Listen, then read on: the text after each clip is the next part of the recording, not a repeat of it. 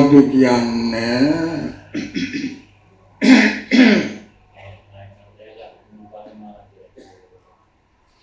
සමන්ත චක්කවාලේසු අත්‍රා ගච්ඡන්තු දේවතා තද්ධම්මං මුනි රාජස්ස සුනන්තු සග්ග මොක්ඛදං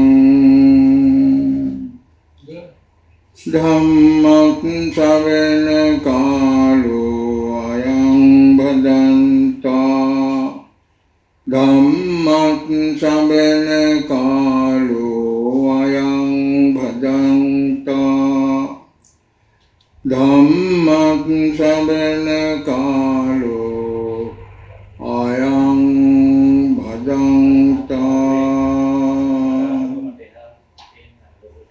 නමෝ තස්ස භගවතු අරහතෝ සම්මා සම්බුද්දස්ස නමෝ තස්ස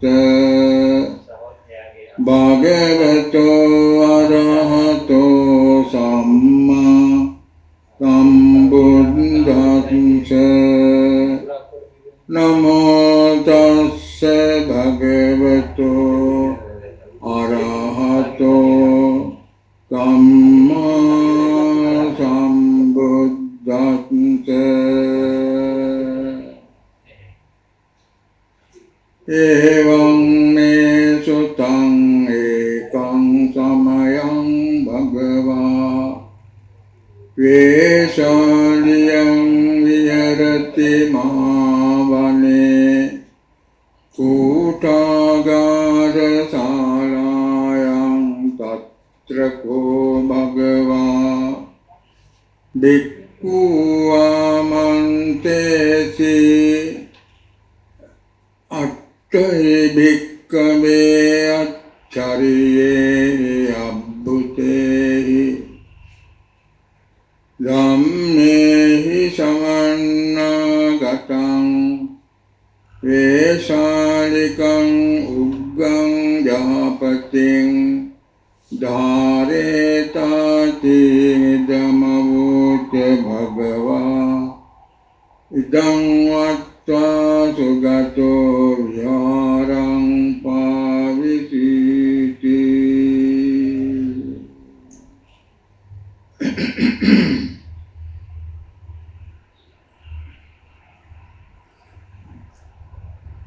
පින්වත්නි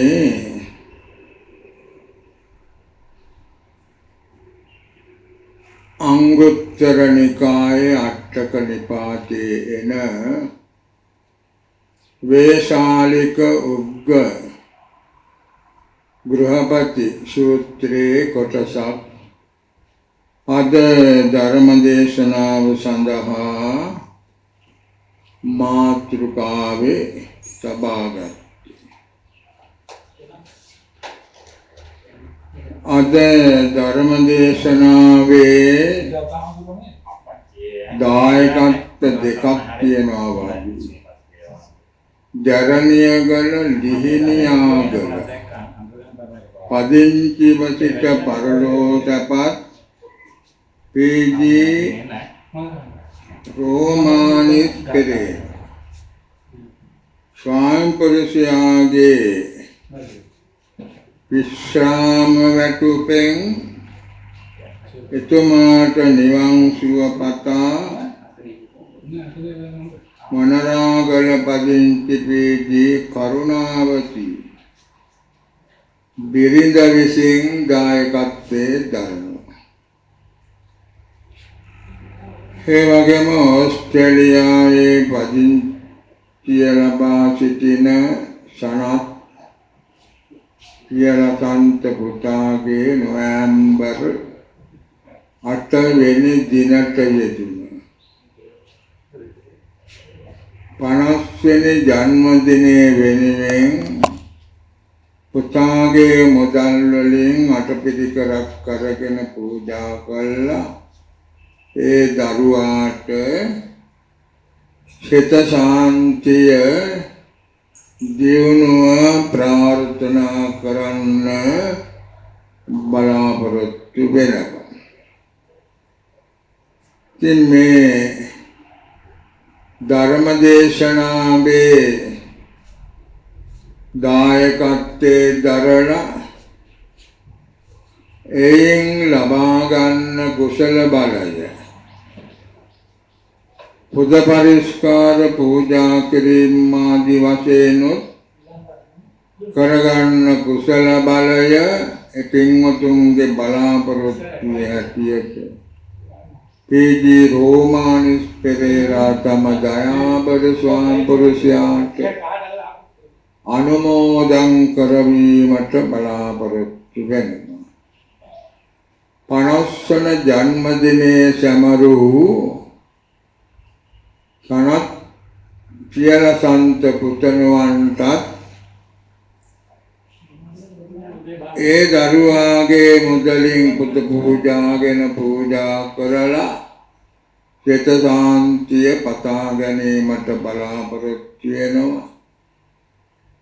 ඒ දෙපළටම මෙලොව වශයෙන් නිදුක් නිරෝගී සැප ලැබේවා. පරලෝ සැපත් තුන රෝමානිස් පෙරේරා එතුමාට පරලොවින් සංග්‍රහයක් වශයෙන් මේ පින් අයිති වේවා. ඒ හැම දිනාටම උතුම් නිවන් සුවත් වේවා කියලා අපි පින් දෙනවා.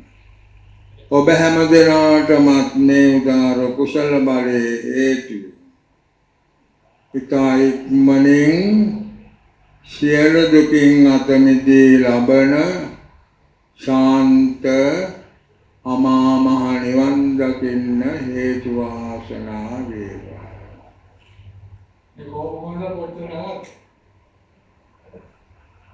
මේ දේශනාව ආරම්භ වෙන්නේ විශාලා මහනුවරින්. එවං මේ සුතං ඒකං සමයං භගවා වේශාලියං විහෙරති මහා වනේ කූටාගාර ශාලාවේ. එක් කාලයක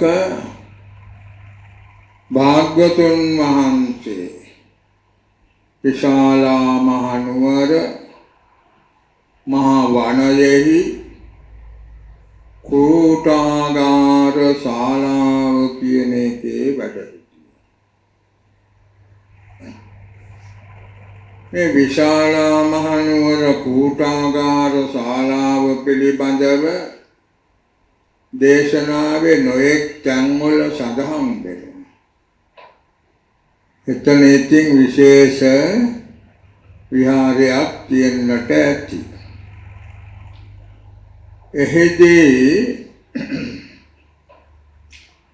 භාග්‍යවතුන් වහන්සේ භික්ෂූන් වහන්සේලාට ආමන්ත්‍රණය කළා. වදාරනම අට්ඨහි භික්ඛවේ අච්චරියේහි අබ්බුතේහි ධම්මේ සමන්නාගතං වේශාලිකං උක්කං දහපතින් ධාරේතා. මහණෙනි, ආශ්චර්ය වූ අද්භූත වූ කරුණු අටගෙන් සමන්නාගත වූ වේශාලික උග්ග ගෘහපතියා තේරුම් ගන්නය දරාගන්නය කියලා මුලින්ම දේශනා. ඉතං වත්තා සුගතෝ උත්ථායාසනා විහාරං පාරි.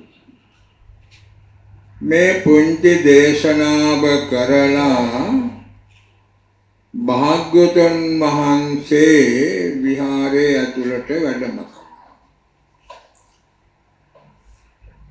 ඉතින් භික්ෂූන් වහන්සේලාටත් මේක ටිකක් අභිරහසක් වගේ.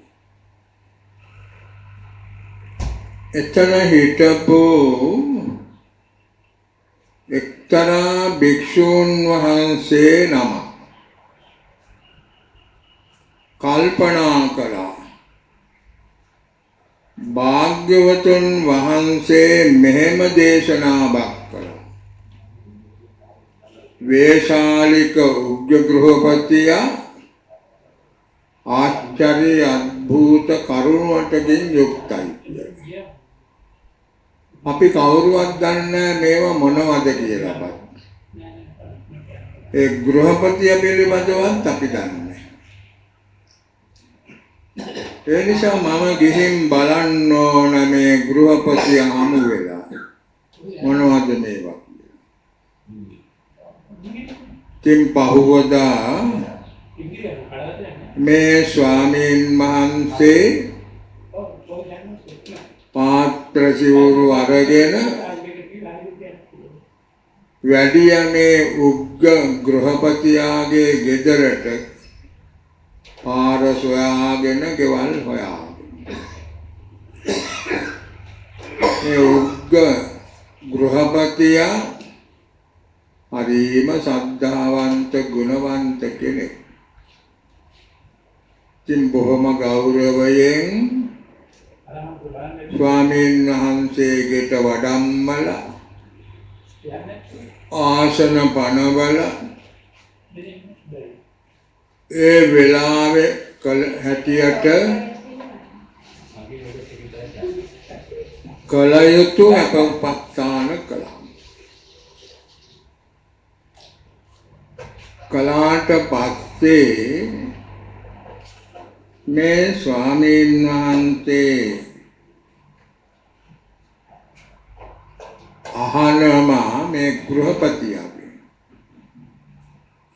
ගෘහපතිය මේ භාග්‍යවත් බුදුරජාණන් වහන්සේ ඔබ ළඟ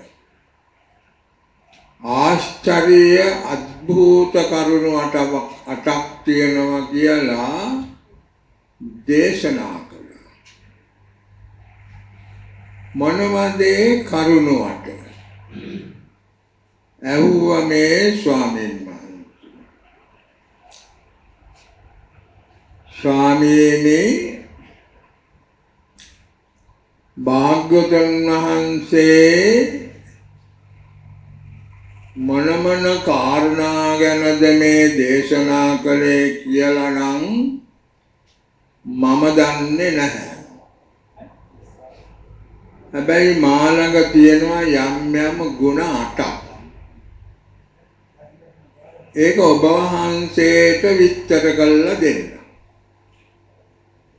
කියලා මේ වේශාලික උග්ග ගෘහපතියා අර ස්වාමීන් වහන්සේට ප්‍රකාශ කළා.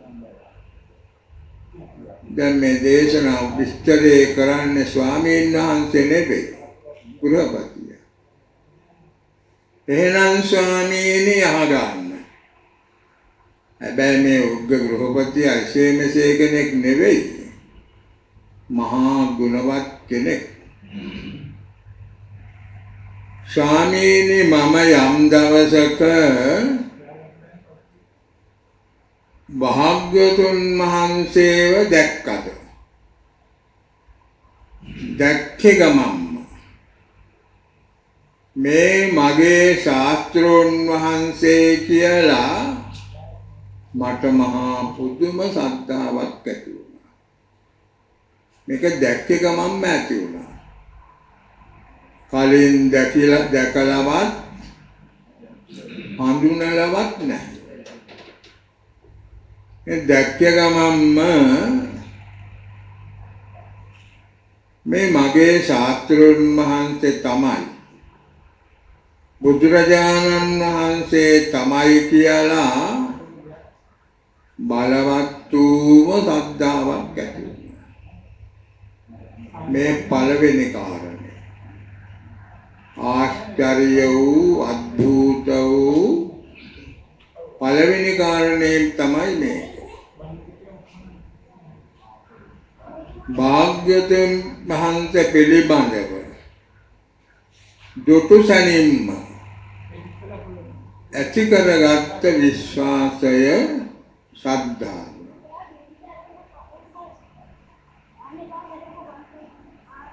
ඊළඟට ස්වාමීනි සෝකෝ භගවා ආනුපුබ්බී කතං කතේ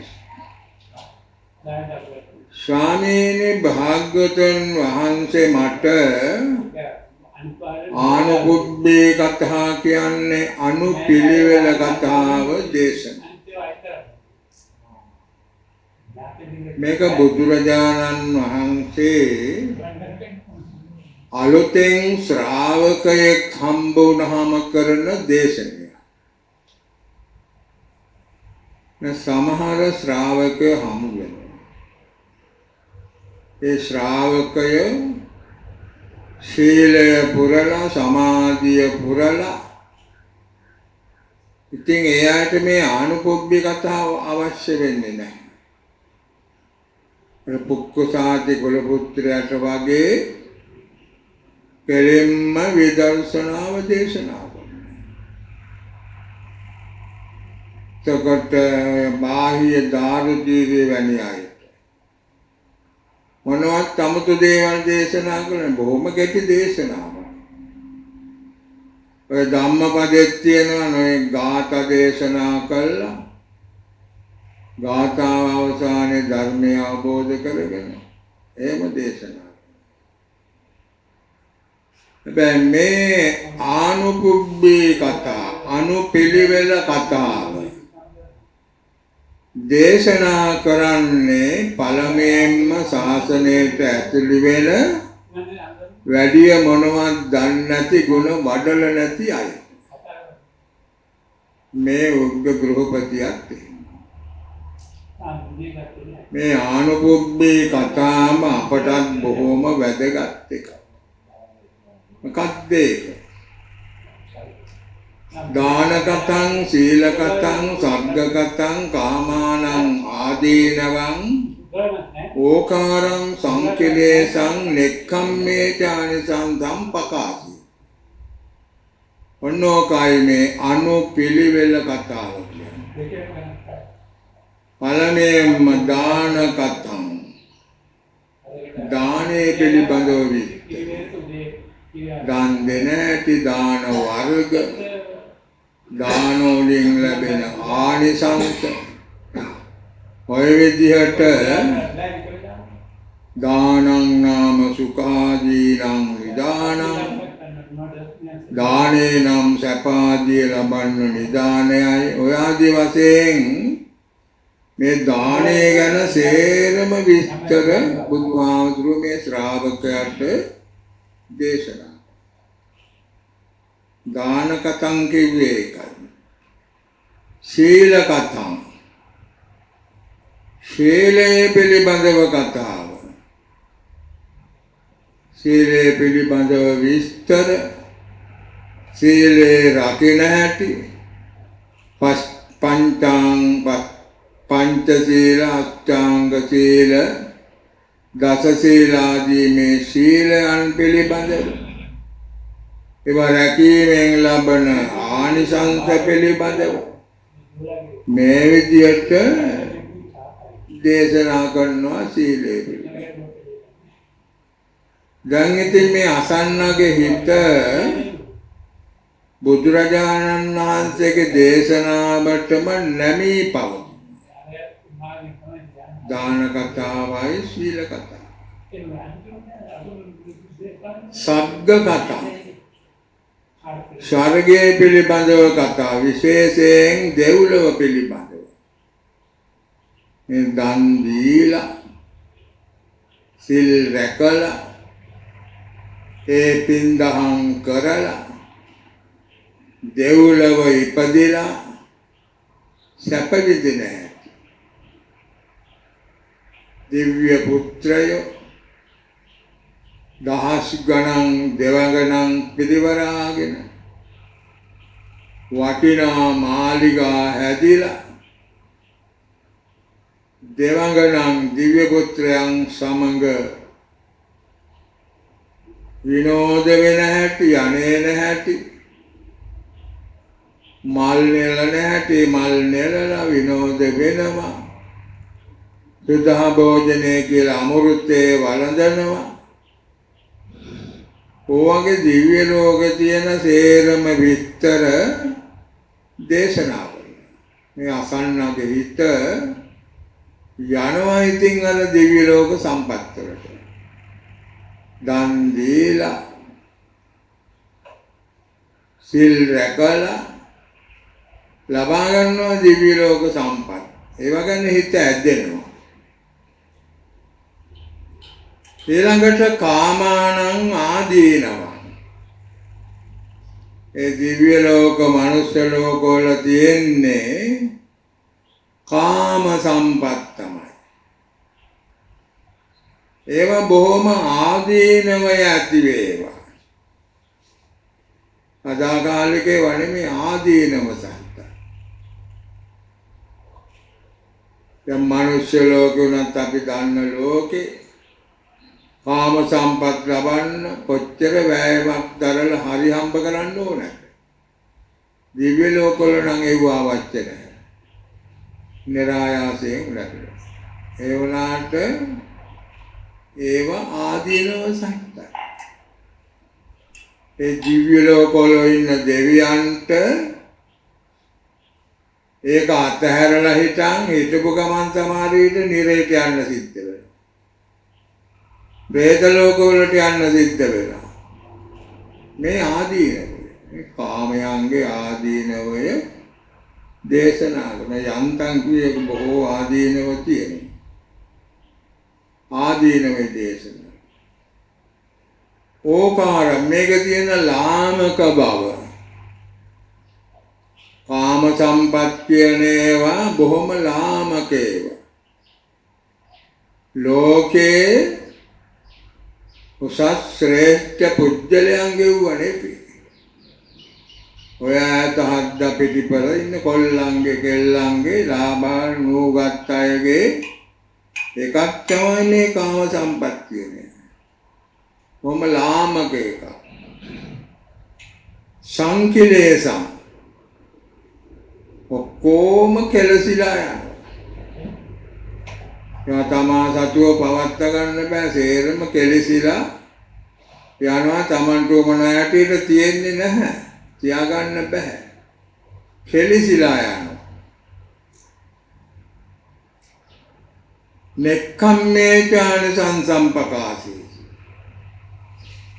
නෛෂ්ක්‍රම්මේ ආනිසංස දේශනා කරනවා. දැන් ක්‍රමයෙන් ගිහිල්ලා දාන කතාව, සීල කතාව, ස්වර්ග කතාව, කාමයන්ගේ ආදීනව, ලාමක බව, ඒවා කෙලෙසලා යන බව ඔහොම කියා දීලා. ඊළඟට නෙක්ඛම්මේත ආනිසංසම් ප්‍රකාශය. ඒ කාමයන්ගෙන් වෙන්වීමේ ආනිසංස. කාමයන් එක්ක ඉන්නකොට හරියට බාධක, ලෙඩ, දුක්, වද වේදනා, මානසික වද කෙලවරක්. ඒවෙන් අත්තරියාම නෙක්ඛම්මේත ආනිසංස. ඒ කාමයන්ට පිටුපාල යනවා.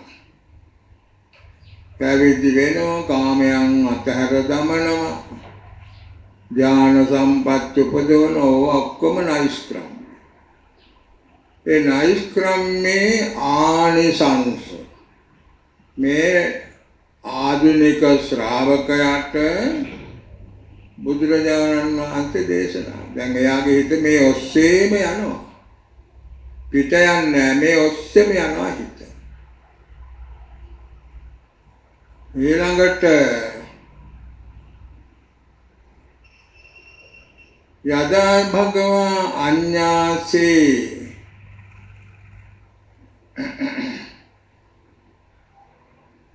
උග්ගං ගහපතින් කල්ලතිත්තං මුදුතිත්තං විනීමරණතිත්තං උදංගතිත්තං පසන්නතිත්තං. මේම දේශනා කරගෙන යනකොට මේ තනත්තගේ කියන්නේ ගෘහපතියාගේ හිත කල්ලතිත්තං හොඳට ධර්මය දැනගන්න, අවබෝධ කරගන්න සුදුසු මට්ටමට. මුදුතිත්තං හොඳට මුරුදු භාවයට පත් වෙනවා. විනීවරණ චිත්තං නීවරණයන් ප්‍රහාණය කළා. උදග්ග චිත්තං පසන්න චිත්තං හොඳට උද්‍යෝගයේ ඇති ප්‍රසන්න වූ හිතක් ඇති. ඊළඟට මොකද කරන්නේ? අතයා බුද්ධානං සාමක්ඛංසිකා දේශනා තම්පකාසේ. අනතුරු බුදුරජාණන් වහන්සේලාගේ මේ සාමුක්ඛංසික දේශනා කරන මොනවද? සේයතේදං දුක්ඛං සමුදයං නිරෝධං මග්ගං. ශිර බුදුවරයන්ගේ සාමුක්ඛංසික දේශනාව තමයි චතුරාර්ය සත්‍ය ධර්මය කියන්නේ. සියලු බුදුවරු අපේ බුදුහාමුදුරුවෝත් දැන් ධර්මයේ මංගල ධර්ම දේශනාවෙන් ආරම්භ කළේ චතුරාර්ය සත්‍ය. ඒක තමයි සාමුක්ඛංසික තමම්ම අවබෝධ කරගෙන ඔසවාගත් දේශනා කරන දේශනාව. සාමුක්ඛංසික දේශන. දුක්ඛ සමුදය නිරෝධ මග්ග කියන මෙන්න මෙහෙම මේ උග්ග ගෘහපති එයාමයි මේ කියන්නේ. භාග්‍යවතුන් වහන්සේ මට මෙන්න මේ විදිහට ධර්ම දේශනා කළා. ඉතින් මෙහෙම දේශනා කළාම සේයතාපි නාම සුද්ධං වත්තං අපගත කාලකං සම්මදේව රජනං පතිග්ගණ්ඨ. යම්සේ හොඳට පිරිසිදු වස්ත්‍රයකට ඡායම අල්ල ගන්නවාද? ඔය කිලුටු රෙදි කෑල්ලකට දැලි රෙදි කෑල්ලකට ඡායම අල්ලන්නේ නැහනේ. පිරිසිදු වස්ත්‍රයකට ඡායම අල්ල ගන්නවද? ඒ වගේ මටත් ඇති වුණා මොකද්ද? යංකින්ච සමුදය ධම්මං සබ්බන්තං නිරෝධ ධම්ම. මේ ලෝකේ යම් ධර්මයක් පහළ වෙනම නම් ඒ සේරම නැති වෙලා යන ස්වභාවයෙන් යුක්තයි. යංකින්ච සමුදය ධම්මං සබ්බන්තං නිරෝධ ධම්මචක්ඛු. ධම්මචක්ඛු කියලා ඔකට කියන්නේ දහම් ඇස. අඤ්ඤා කොණ්ඩඤ්ඤ තෙරුන් වහන්සේට පාරේ දහම් ඇස. මොකද්ද මේ දහම් ඇස? යංකින්ච සමුදය ධම්මං සම්බන්ධං නිරෝධ. යමක් මේ ලෝකෙට පහළ වෙනවා නම් සේරම විනාශ වෙලා යන ස්වභාවයෙන් යුක්තයි. ඕක තමයි ධර්ම. ඒක තමයි දහම් ඇස පහළ වෙනවා කියන්නේ. ස්වාමීනි මම එතෙන්දිම බ්‍රහ්මචර්ය පංචක සීලය සමාදන්. මේ උග්ග ගෘහපතිය කියන්නේ. එයාගේ මේ ආචාර්ය දෙවෙනි කාරණේ තමයි. මම එතෙන්දිම බ්‍රහ්මචර්ය පංච සීලය සමාදන්. දැන් සාමාන්‍යයෙන් පංචශීලයේ සමාදන් වෙනකොට කාමේසු මිච්ඡාචාරා වේරමණී කියලා කියනවා. තමන්ට නීත්‍යානුකූලව ඒ කාමසපෙන් දෙන්න පුළුවන් ඒක සමාදන් වුණා. අබ්‍රහ්මචර්යා වේරමණී සික්ඛාපදං සමාදන්. එතකොට නීතියෙන්වත් කොහොමවත් කාම සම්පත් විඳින්න බෑ. එහෙම සමාදන්. ඔන්න ස්වාමීනි මාළඟ තියෙන දෙවෙනි ආචාර්ය අద్භූත කාර්ය කියලා මේ උග්ග ගෘහපතියා ස්වාමීන් වහන්සේට ප්‍රකාශ කරනවා. දැන් වෙන තැන්වල නම් ධම්මචක්කුං උදපාද කියන්නේ සෝවාන් මාර්ග ඥානය. මෙතෙන්දි මේ ගෘහපතිය අනාගාමී මාර්ග ඥානයටපත් වුණා. ඒ නිසා මේ ධම්මචක්කු කියන එකෙන් මෙතන අපි ගන්න ඕනේ අනාගාමී මාර්ග ඥානය. ඒක පහළුනේ යාට අනාගාමී වුණානේ මේ බණ. ඒකයි පහළුනේ. තේරුණානේ? අනාගාමී වුණාම කාමසප්ප විඳින්න බෑනේ. කාමරාග ව්‍යාපාද ඉවරයි.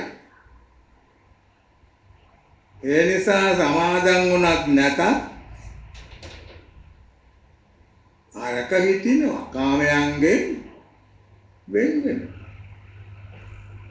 අනාගාමී වුණා. නමුත් මේ ගෘහපතියා මේ බ්‍රහ්මචර්ය පංචක පංචශීලයේ සමාදන් වුණත් නැතත් පිළිතනවා. එයා ඉතින් සමාදන් වුණා කොහොමද? සමාදන් වුණේ නැතත් එයා ඊට පස්සේ කාම සම්පත් වලට යන්නේ නැහැ. අනාගාමී වෙනවා. අනාගාමී වෙන බව පසුව කියේ වෙනවා. ඔය දෙවෙනි කාරණේ. ඉතින් තුන්වෙනි කාරණේ මේ වේසාලික උග්ග ගෘහපතියගේ කුමාරිකාව 4 දෙනෙක්. ඒ කාලේ තිබිලා තියෙනනේ බහුභාර්යා ක්‍රමය. මේ චූලපාලගේ හැම ධම්මපදයේ කියන මේ 4 දෙනෙක්නේ භාර්යාව, මහාපාලගේ 8 දෙනෙක් නෙමෙයි බහුභාර්යා ක්‍රමේ තිබිලා තියෙනවා. මෙයාගේ හිටිය කුමාරිකාව 4 දෙනෙක් සිටු ගෙදර. ධනවත් කෙනෙක්. බොහෝම ධනවත් සිටු කෙනෙක් මේ උග්ග ගෘහපතියා කියන්නේ. ගියා ඉතින් ගෙදර සිටු ගෙදරට. ගිහිල්ලා මෙහෙම කතාවක් කියනවා. ආරම්භ කළේ කොහොමද? නැගනිවරුනේ. දැන් මේගොල්ලන්ට මහා පුදුමයි. වෙනදාට එහෙම නෙමෙයිනේ අර කතා කරන්නේ. නැගනිවරුනේ. මම භාග්‍යවත් බුදුරජාණන් වහන්සේ ළඟ බණ අහලා ධර්මය අවබෝධ කරගත්තා. ධර්මය අවබෝධ කරගත්තා. ඒ ධර්මය අවබෝධ කළාම කම්සප්ප විඳින්න බෑ. ඔන්න ගැටලුව ප්‍රශ්න. ඒවෙන් වෙන් වෙන්නට ඕන. ඒ ධර්මය අවබෝධ කළාම මේ කියන්නේ අනාගාමී වෙලා. එතකොට බෑනේ. රෝහන් වුණාට පුළුවන් අනාගාමී වෙලා. ඒ නිසා නුඹලාට කැමති නම් මේ සිටු ගෙදර වස්තුව තියෙනවා ඕන තරම් ඒව පරිහරණය කරමින් වාසය කරන්න. හැබැයි මටත් මොනවා හරි කන්න බොන්න දුන්නොත් මං කාලා බීලා ඔය ජීවත් වෙන්න අනික් ඒවා ගැන මං බලන්නේවත් හොයන්නේවත් නැහැ. නුඹලාට ඕන හැටියකට මේ මහ විශාල වස්තුවක් තියෙනවා ඒව පරිහරණය කරන්න. කොහොම කිව්වා.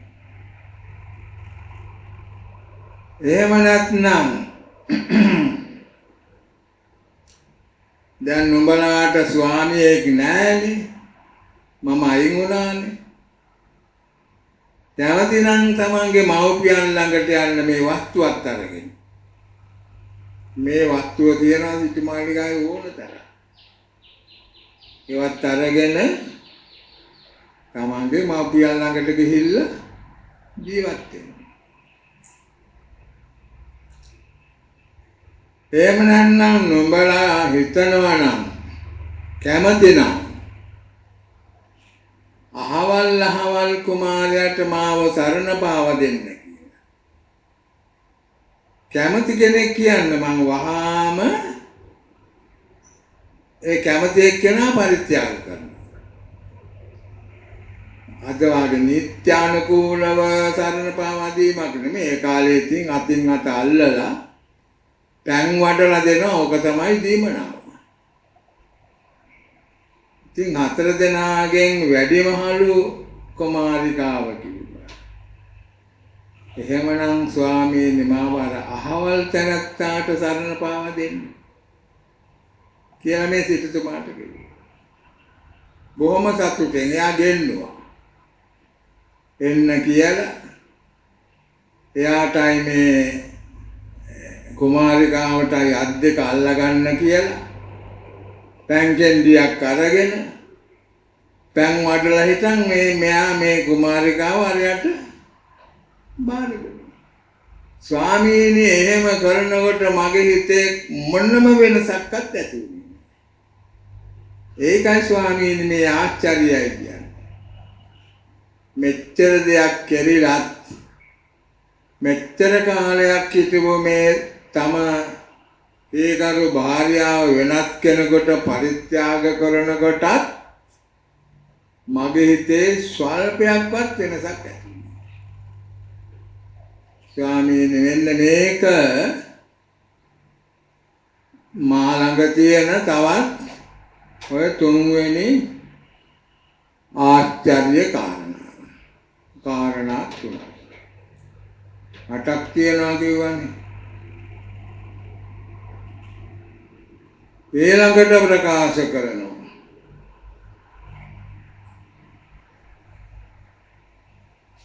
ස්වාමීනි මේ සිටුගෙදර තියෙන වස්තුව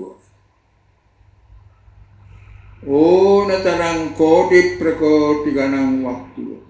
සිටුගෙදර සිටු මාලිගාව. මේ වස්තුව මම වෙන් කළා නෑ මේ ටික දෙනවා මේ ටික දෙන්නේ නෑ කියලා. එහෙම වෙන් කිරීමක් නෑ. මා ළඟ තියෙන සේරම වස්තු සම්පත් සීලවන්තයන්ට පරිත්‍යාගය කරනවා කියන එකයි මගේ අදහස. අහවල් ටික දෙන්නේ නෑ. අහවල් කොටස දෙනවා කියලා එහෙම වෙනසක් නැහැ. මගේ සියලු වස්තුව සීලවන්තයන් හා සමානයි කියන්නේ සීලවන්තයන්ට අයිති. ඔක්කොම ටික. අහවල් ටික දෙන්නේ නැහැ, අහවල් ටික දෙනවා කියලා එහෙම වෙනසක් නැහැ. දැන් සාමාන්‍ය ජනයාගේ නම් තියෙනවා මේ ටික දානයකට ගන්නවා. එහෙම කියනවා නේද? මේ ටික දානයකට වෙන් කරනවා. කොහොම කරනවනේ මෙයාගේ එහෙම නැහැ.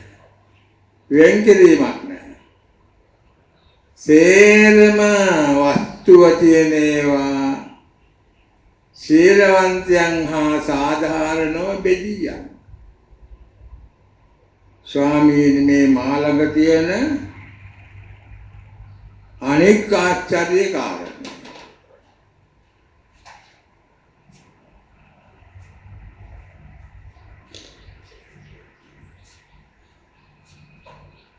ඔය 4 වෙනි කාරණය.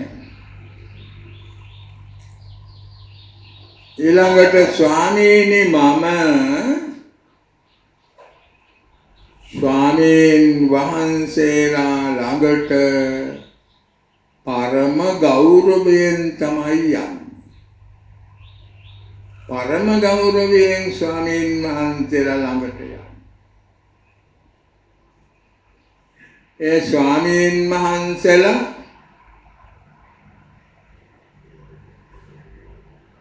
ධර්ම දේශනා කරනකොට මං ඒ ධර්මය පරම ගෞරවයෙන් අහන්නේ. මම දොහොත් මුදුනේ තබාගත්තු ගමන් බණ ඉවර වෙනකම්ම පරම ගෞරවයෙන් තමයි බණ අහන්නේ.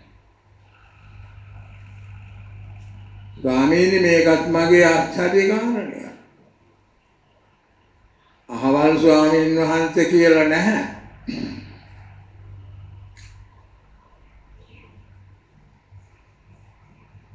කවුරු හරි ස්වාමීන් වහන්සේ නමක් ධර්ම දේශනා කරනවා නම් මම ගිහිල්ලා බණ අහනවා. පරම ගෞරවය. බිම වාඩි වෙලා දොහොත් මුදුනේ තබාගෙන බණ ඉවර වෙනකම්ම දොහොත් මුදුනේ තබාගෙන පරම ගෞරවයෙන් මම බණ අහනවා.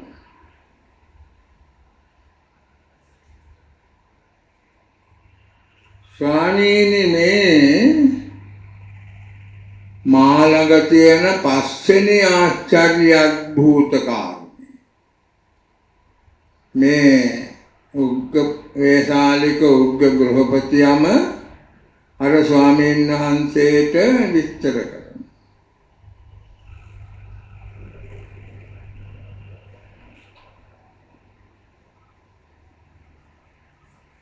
ඒ වගේම ස්වාමීනි මම යම් ස්වාමීන් වහන්සේ ළමක් ළඟට පරම ගෞරවයෙන් යනවා. ගිහිල්ලා දැන් මගේ කැමැත්ත ඕනකම බුදුරජාණන් වහන්සේ වදාළ බණක් අහන්නේ මේ ස්වාමීන් වහන්සේ. ඉතින් ඒ ස්වාමීන් වහන්සේ ධර්මයේ නොදන්නවා හරි මොකක් හරි හේතුවක් නිසා මට ධර්ම දේශනා කරන්නේ නැහැ.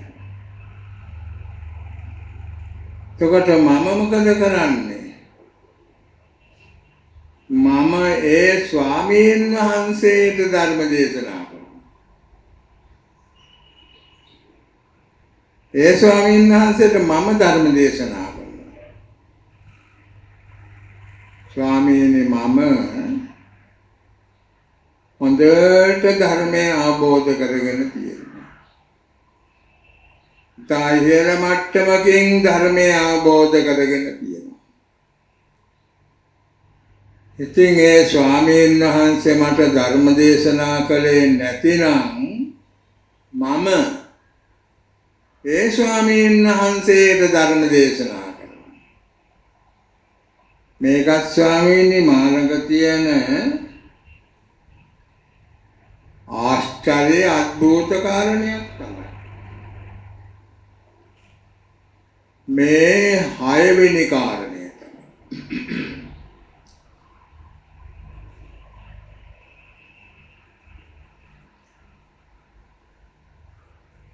ඊළඟට ස්වාමීනි රාත්‍රී කාලේ එනවා මා හමු වෙන්න දෙවියෝ. රාත්‍රියට එනවා.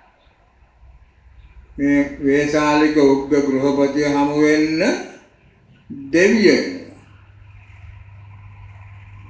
දෙවිය පවා මේ වේසාලික උග්ග ගෘහපතියාට ගෞරව දක්වනවා.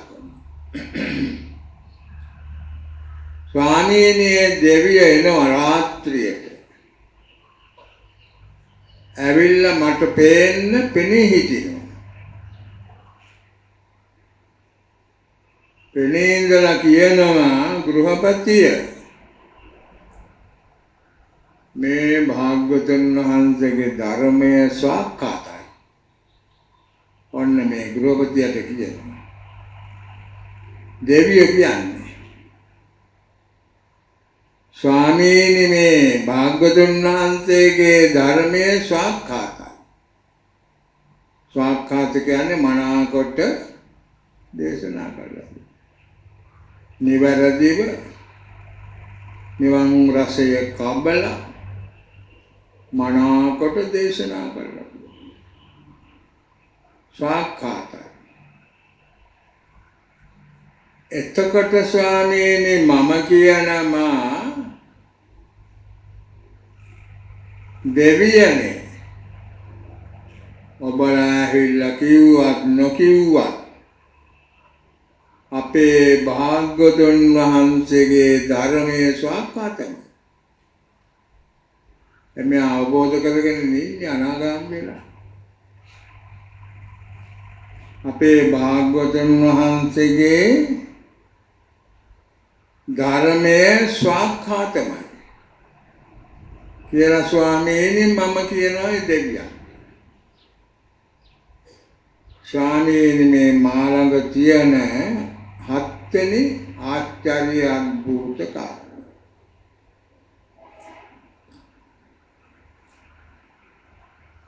අටවෙනි කාරණේ ස්වාමීනි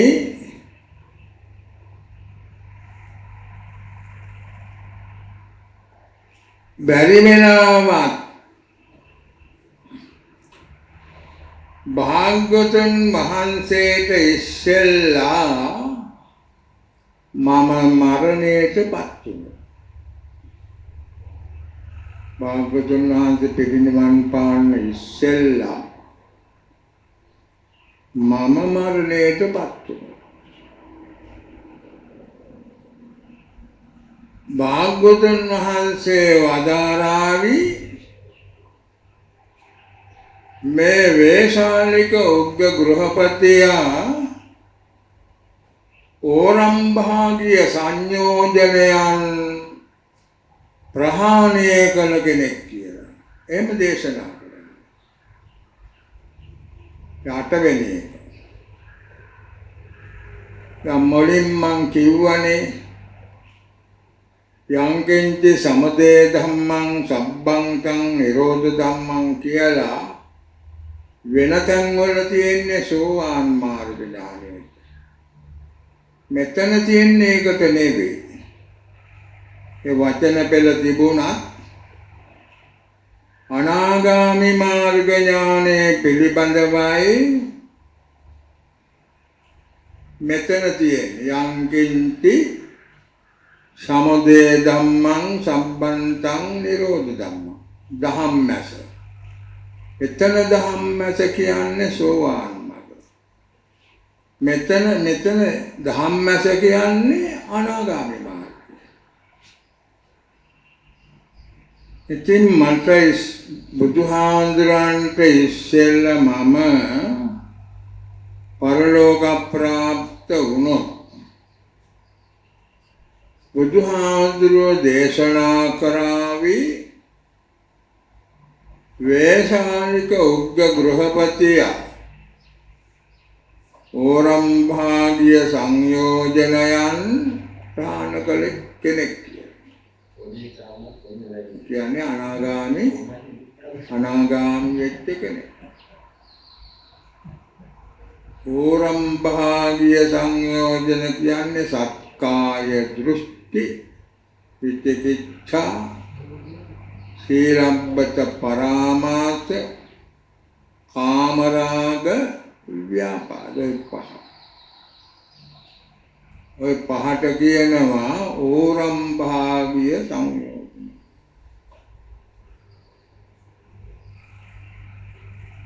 ඔය පහ කොහාටද අදින්නේ? කාම ලෝකෙට. ඕර කියලා කියනවා කාම ලෝකෙට. නැත්නම් ඕර කියලා කියන පහත කියන තේරුම.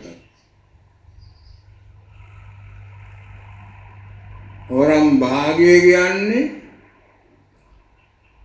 කාම ලෝකයේ භජනය කරන සංයෝජන.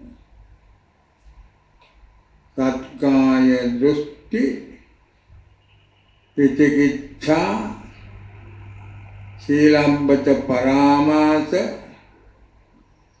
කාමරාග ව්‍යාපාද පහයි. ඕරම්භාග්‍ය පහලට අදින එක. ඔය පහ තියෙනකම් යන්න බෑ කියලා. ඔය පහ තියෙනකම් දිව්‍ය ලෝකෙට ගියා. මනුස්ස ලෝකෙට හැකි. බ්‍රහ්ම ලෝකෙට යන්න බෑ. ඕරම් භාගයේ මේ කාම ලෝකෙට අදිනවනේ පහ. බ්‍රහ්ම ලෝකෙට යන්න ඔය ඕරම් භාගයේ සංයෝජන පහ ප්‍රහාණය කරන්න. හැබැයි මෙතන තව පොඩි ප්‍රශ්නයක් තියෙනවා.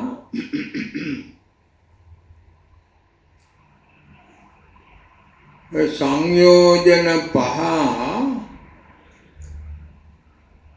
ප්‍රහාණය කරන්නේ අනාගාමී පුජ්‍යලය. අනාගාමී පුජ්‍යලයා ඕක ප්‍රහාණය කළාම මග හිතින්නේ නැහැ. කොහෙද යන්නේ? සුද්ධාවාස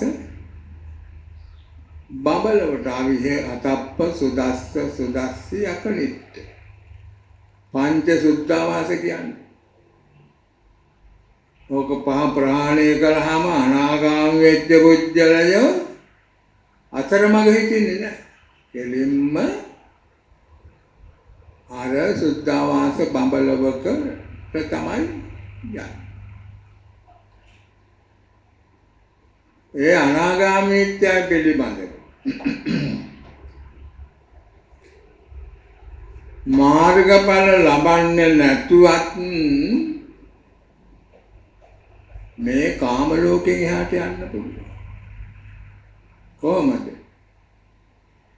කොහොමද යන්නේ? මාර්ගඵල නොලැබුවට ධ්‍යාන ලබන්න ඕන. ප්‍රථම ධ්‍යානය ලැබුවාම බ්‍රහ්ම පාරිසජ්ජ බ්‍රහ්ම පුරෝහිත මහා බ්‍රහ්ම ඔන්න තුනෙන් එකක උපදිනවා. හැබැයි කෙලස් නැති කළා නැහැ. ධ්‍යාන උපදවලා. ඒ ධ්‍යානසිතේ බලයෙන් බඹලම උපදින්න පුළුවන්. එතකොට එයත් මේ කාම ලෝකෙ ඉක්මවලා ගියා. අර ඕරම් භාගයේ සංයෝජන නැසුවේ නැතුවට කාම ලෝකේ ඉක්මවප කෙනෙක් වෙනවා. බඹලව උපන්න ප්‍රථම ඥානෙට පුළුවන්. ඊළඟට දෙවෙනි ධ්‍යානෙ උපදවාගෙන බඹලව උපන්නා නම් ඒ කාම ලෝකේ ඉක්මවලා යනවා. තුන්වෙනි ධ්‍යානෙ උපදවාගෙන බඹලව උපන්නා නම් ඒ කාම ලෝකේ ඉක්මවලා යනවා. හතරවෙනි ධ්‍යානෙ උපදවාගෙන බඹලව උපන්නා නම් ඒ කාම ලෝකේ ඉක්මවලා යනවා. මේ දෙකේ වෙනස මොකක්ද? අර සුද්ධාවාසයට ගිය ශ්‍රාවකයා එහෙම තමයි ඉතින් ආපහු එන්නේ නැහැ. මේ ශ්‍රාවකයා පළවෙනි දෙවෙනි තුන්වෙනි හතරවෙනි ධ්‍යාන උපදවා ගත්තත් ආයෙ එනවා මේ. ඒ ආවිෂය ඉවර වුණාම දිව්‍ය ලෝක මනුෂ්‍ය ලෝක වලට ඇවිල්ලා පස්සේ සතර අපාවලට යන්නත් පුළුවන්. එහෙම දැන් අර කියේ මනෝද ඕරම් භාගයේ සංයෝජනනේ. දැන් අපි හිතමු සත්කාය දෘෂ්ටි විචිකිච්ඡා සීලබ්බත පරාමාස සංයෝජන තුන ප්‍රහාණය කරනවා. ධ්‍යාන උපදවා ගන්නවා. එතකොට ධ්‍යාන බලයෙන් යනවා බ්‍රහ්ම ලෝක. මොකද වෙන්නේ? එහෙම වෙනවනේ, එහෙම යනවනේ. සෝවාන් වෙච්ච පුජ්‍යලයෝ ඒ සමහර ඉන්නේ මුලින් ධම්ම භාවනා කරලා ධ්‍යාන උපදවා ගන්නවා. එතකොට ඒගොල්ලෝ සෝවාන් වෙනවා. සෝවාන් වුණාට එයාගේ අදහසේ හැටියට අර ධානයට තමයි වැඩි බර. කොහෙද යන්නේ? බඹලෝ. බඹලව යනවා. දැන් සෝවාන් පුජ්‍යල බඹල ප්‍රත්‍යඥයෙක් නෙමෙයි. සෝවාන් පුජ්‍යල බ්‍රහ්ම ලෝකෙ ගිහිල්ලා උපදිනවා. මේ ආයුෂ හරි දිගයිනේ. බොහොම දිගයි ආයුෂ.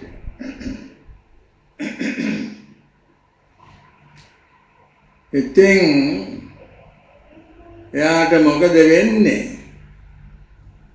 බොහෝ විට ආපහු මෙහෙන්නේ නැහැ. මෙහෙන්නේ ඒ ලෝකේ අර කාමරාග ව්‍යාපාද දෙක නැති කළා එතනින් යනවා සුද්ධාවාස වලට. ඒ බඹලවදී රහත් වෙන්නේ නැහැ. බඹලවදී කරන්නේ මෙයා සෝවාන් වෙලා ගියානම් බඹලවට කාමරාග ව්‍යාපාද දෙක හැදී නැති කරගන්නවා. එතකොට කොහෙටද යන්නේ? අර කියාපදනට යන්නේ නැහැ. සුද්ධාවාස වලට.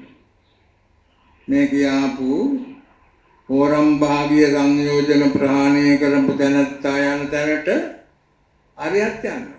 එතකොට එයා යන්නේ කොහෙද? සුද්ධාවාස. උපන්නේ බඹලව සෝවාන් පුජ්‍යලයා එහෙදී නිරායාසයෙන් භාවනා කරනවා. නිරායාසයෙන් භාවනා කරලා කාමරාග ව්‍යාපාද දෙක ප්‍රහාණය වෙලා යනවා සුද්ධාවාස වලට. අපි යන්නේ. දෙට ගියන් පස්සේ ආපහු වෙන්නේ නැහැ. එහෙම්ම ඉතිරි රාත්‍රියම නැති රාත්‍රිලා හිටන් පිළිනවන. ඔය ඕරම් භාගීය පහ ගැන කිව්වේ. තව පහක් තියෙනවානේ. මොනවද ඒවා? රූප රාග, අරූප රාග, මාන, උද්ධච්ච, අවිද්‍යාව. ඒකට මොකද කියන්නේ? උද්ධම් භාගිය. කියන්නේ උඩට අදිනවා. දැන් අර පහ මුල් පහ මොනවාද? ඕරම් භාගිය පහළට අදිනවා. කාම ලෝකෙට අදිනවා නෙවෙයි. ඒ පහම කරන්නේ මොකද? කාම ලෝකෙට අදිනවා. ඒ පහ ප්‍රහාණය කරාම ඉතුරු වෙන්නේ මොනවාද? රූප රාග, අරූප රාග, මානෝද්දච්ච, අවිද්‍යාව. තව පහක් ඉතුරු වෙනවා. ඒ පහ මොකද කරන්නේ? පහළට අදින්නේ නැහැ. බ්‍රහ්ම ලෝක වලට අදින්නේ නැහැ. දිව්‍ය ලෝක වලට, මනුස්ස ලෝක වලට අදින්නේ නැහැ. කොහෙටද අදින්නේ? ඉහළට. ඉහළට ගෙන්නේ සුද්ධාවාස වලට තමයි. හැබැයි සුද්ධාවාස වලට අදිනවා කිව්වට දැන් මේ පහ ඒ සුද්ධාවාස වලට යන්නේ ඉස්සෙල්ලා ප්‍රහාණය වුණා. අර පහ ප්‍රහාණය කළා සුද්ධාවාස වලට කියන්නේ මේ පහ ආයි වැඩ කරන්නේ. එහෙම නොගිය මෙහෙදිම මේ පහ ප්‍රහාණය කළොත් මොකද වෙන්නේ? කොහෙටද යන්නේ? කොහාටද යන්නේ එතකොට? දැන් මුල් පහ ඕරම් භාගීය පහ ප්‍රහාණය කළා කියනවා. තව පහක් තියෙනවා උද්දම් භාගීය පහ. ඒ පහත් ප්‍රහාණය කළා. එතකොට කොහෙටද යන්නේ? යන්න තැනක් නැහැ. ඉතින් කොහෙ යන්නද? කොහේ යන්න? නිබ්බන්ති ධීරා යතායන් පදීපෝ. එක්කෙනෙක් පානකට තෙල් දානවා, තිර දානවා, බාන නිවෙන්න දෙන්නේ නැහැ. තෙල් දානවා, තිර දානවා. ඉතින් පාන ඇවිල්ලා දිගට. ඊට පස්සේ මෙයා කලකිරිලා තෙල් දාන්නෙත් නෑ, තිර දාන්නෙත් නෑ. එතකොට මොකද වෙන්නේ? තෙල් තියෙනකන් තිරේපත් වෙනවා. තෙල් ඉවරුනහම තිරෙත්පත් වෙන තෙලුයි තිරේ දෙකමපත් වෙලා හිටන් ඉවර වෙනවා. තෙලුත් ඉවරයි, තිරෙත් ඉවරයි. අන්න එහෙම යථායම් පදීපෝ කියන්නේ. තෙලුත් ඉවර වෙලා තිරෙත් ඉවර වෙලා පාන නිවෙන්නේ. ඉතින් මේ එහෙම තමයි වෙන්නේ. දැන් හුලඟටත් නෙවෙන්න පුළුවන්, එහෙම එකක් නෙවෙයි. තෙල් නැතුව නෙවෙන්න පුළුවන්, පාන් තිරේ ඉතුරු වෙන්නේ. තෙල් තිබෙද්දි පාන් තිරේ ඉවර වෙනත් එහෙම දෙකම නේ. දැන් මේක වෙන්නේ එහෙම නෙවෙයි. තෙලුත් ඉවර වෙනවා, තිරෙත් ඉවර වෙනවා. එහෙමයි පාන නෙවෙන්නේ. එතකොට ආයිපත් වෙන්නේ.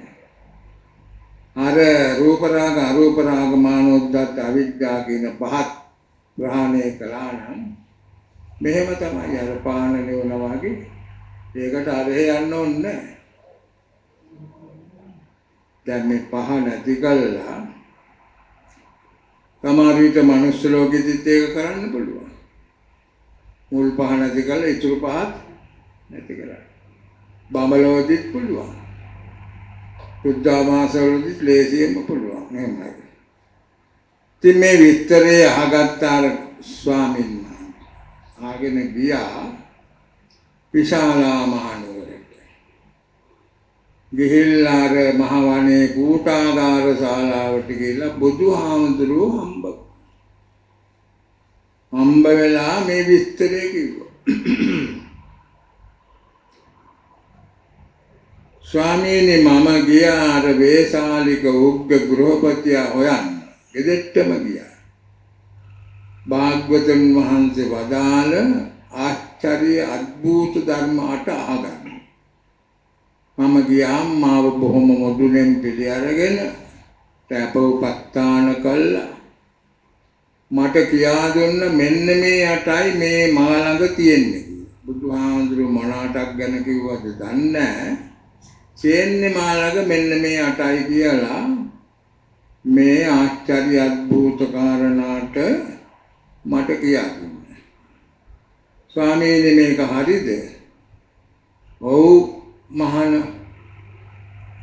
ඕක දරා ගන්න ඕක තමයි. ওই ටික තමයි මේ වේසාලික උග්ග ගෘහපතියා ළඟ තියෙන ආශ්චර්ය අద్භූත කාරණාට කියලා බුදුහාමුදුරේක අනුමත කළා.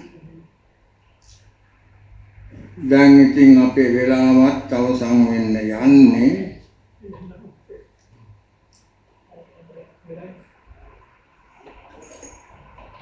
අද ඉතින් මේ පොයේ දවසේ වස්තාන කාලේ අවසාන පොයේ ධර්ම දේශනාව බාරගත්තු පින්වතුන් ඉන්නවා. හැමදෙනාම ඉතා ශ්‍රද්ධාවෙන් ගෞරවයෙන් ධර්ම ශ්‍රවණය කළා. ඒ ධර්ම ශ්‍රවණය කිරීම ආදි වශයෙන් කරගත් උදාර කුසල බලයෙන් හැමදෙනාටම ශාන්ත අමා මහ නිවන් දකින්න හේතු වාසනා වේවා කියන ප්‍රථම සපන.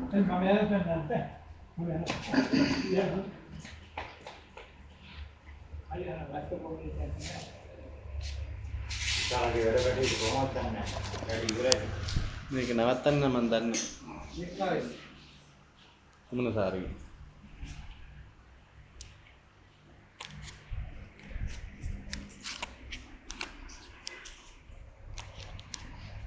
මරුනේ පාටි. මහත් එක්කියා යා ගිහින් ආවේ. ආර ගිහින් නේද ආවේ? ආ. ඒ ඉඳලා. සුද්දා. ඒ ඉඳලා පහළට එන්නේ නැහැ. ඒ ඉඳලා පහළට එන්නේ නැහැ.